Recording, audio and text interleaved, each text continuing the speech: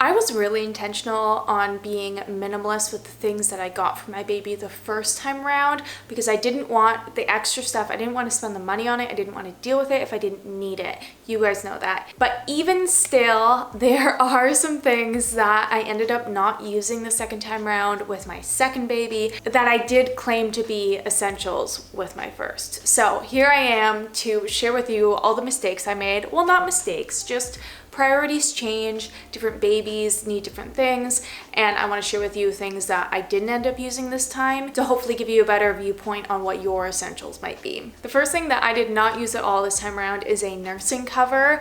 I really loved this with Rook, but this time with Finn, I just couldn't be bothered to search through the bag to find a nursing cover when I already had a Swaddle on hand. And I've shared in my mom hacks video that if you tuck the Swaddle under your bra strap, it helps keep it on your shoulder and not be pulled down when babies are at that pulling stage. Even with a 1-year-old, I'm using that method to stay covered up while I'm nursing because that's my preference. Yeah, as much as I liked the nursing cover first time around, not even a thought in my brain this time. Next up, you probably have heard this from other second time moms, but cute clothes or two-piece outfits, not a part of my life. Don't get me wrong, our basics I find are cute and I like a baby in just a onesie or a sleeper. I prefer it that way, but I did buy some of those cute outfits for Rook that I just could not be bothered with this time around with Finn. Not to justify it, but we were in a pandemic with Rook, so I didn't have a lot of things to spend my time focusing on, and baby outfits ended up being quite the focus. Not that I went overboard, just, I've been using the same onesies and sleepers with Finn for a long time now, and I have no plans to change that. I also didn't use as many swaddle blankets this time around. I think you only really need 2 stretch swaddles and 2 muslin swaddles, and I was using the stretch swaddles as the nighttime swaddle. I didn't have that many more, but I find all these videos about preparing for your first baby tell you to get as many swaddles as you can. And while I didn't do that, I still got way more than I needed. So yeah, just only need a few. You guys have heard me rave about the clip-on high chair. I used that so much with Rook. Whenever we would go to a friend's house or a restaurant or somewhere that could use the clip-on high chair, I was using it. This allowed us to be hands-free and eat our meal while our child ate their meal. And I don't even know why we haven't used it this time. I guess just it's another thing to bring into whatever house we're going to. I guess the second time around, I've also just accepted that things are going to be chaotic and I'm okay not being hands-free as much. I don't know.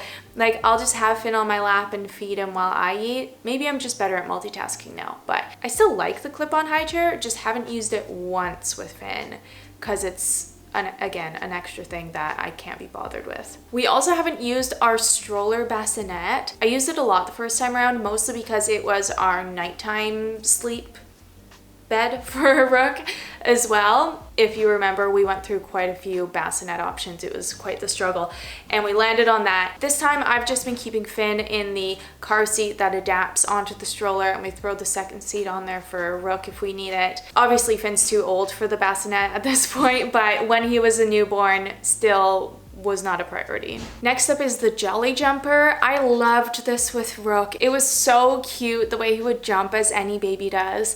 And for one, we don't really have a door jam that's central, so it's not as convenient to use the jolly jumper. But also there's so many risks involved with hip development that you want to wait until the baby's old enough.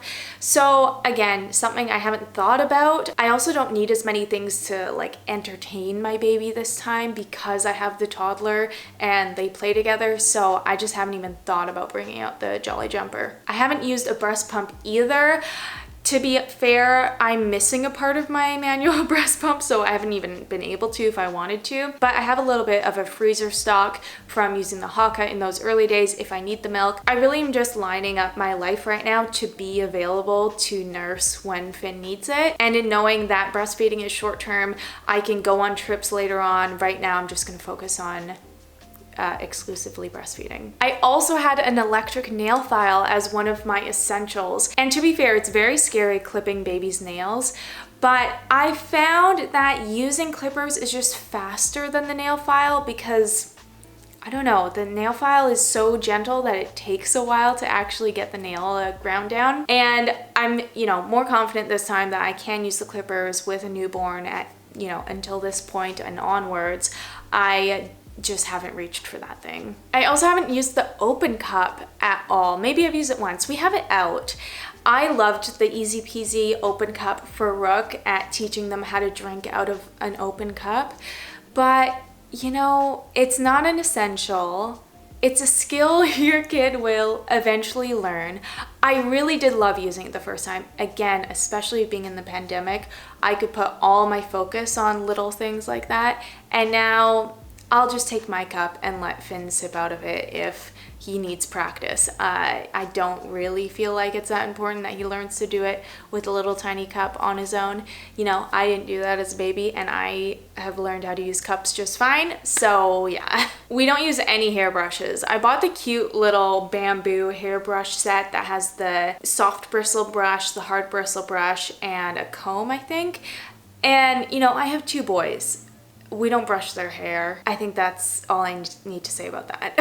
A big one is our rocking chair. So we still have it. You guys probably know it's in the corner there, just because we like to have the extra seating. I would like to update that chair to something nicer for a living room, but haven't found anything yet. And so I don't really count that as being a rocking chair in the traditional sense of that's a chair where you nurse your baby, because I could do without it, and I often do nurse on the couch instead. We don't have the rocking chair in the kids' room just because we don't have the space for it. I would have to move the toy kitchen out of there, and I'd rather have the kitchen. This could just be a me thing, but I'm fine nursing sitting on the ground. I've found my position of propping him up, and I'll do it at 3 a.m. and I'm quite comfortable doing it. I know that's not for everyone, but in those early days, Finn was in our room, so I'm nursing him in our bed, and then by the time he moved to the kids' room, he's not up often. The rare occasion that he is up and I need to nurse him on the ground, it's not that big of a deal. I know that a lot of you still will want to get a rocking chair, and I don't blame you at all, but if some of you were on the fence, you don't need one. I also said in my first baby essentials video that these nose pickers are an essential. No, I think it was actually in a video of what I've bought for the baby. I think that's what it was. And it's this little tool that you use to get their boogers out, because sometimes they're hard to reach. As you can expect, I didn't use that once so far. I just use a wipe. You can figure it out. You don't need all these gadgets, especially that thing was so incredibly expensive for what it is.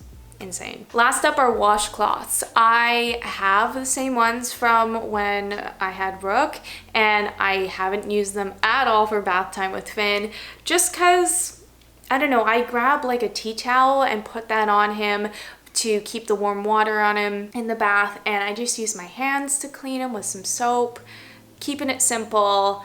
Don't need the extra stuff. So yeah, those are all the things that I haven't used this time around that were very important to me the first time. And take it all with a grain of salt. Some of these things you might still love, and some of these things you might not have even bought with your first. To each their own. I just wanted to share this to give some perspective in case you were wondering about whether or not you should get any of these specific items. I hope you guys enjoyed. Thank you so much for watching, and I'll catch you in the next one. Bye.